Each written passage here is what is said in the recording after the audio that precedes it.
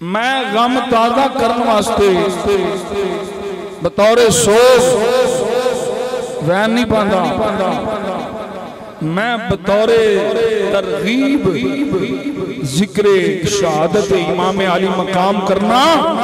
इन जिक्र शहादत इमाम अली मकाम नहीं, शहादत सुन के बंदे सोची पै जान पता नहीं यार मरीए भी कि ना यार दे नाम ते असी उस जिक्र शहादत इमाम अली मकाम करने कि मेरे मुस्तफा दी उम्मत का हर बच्चा हुसैन दे नाने दे दीन ते कुर्बान होने वास्ते।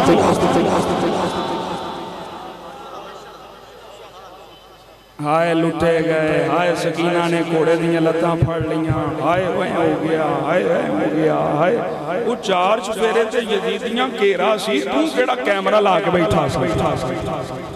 आला फरमाते ने ऐसे शहादत बयान करना कि जिसकी वजह से आले बैत के उन अजीमुल मर्तबत लोगों के सब्र पे तरफ आए, ऐसे शहादत बयान करना हराम है।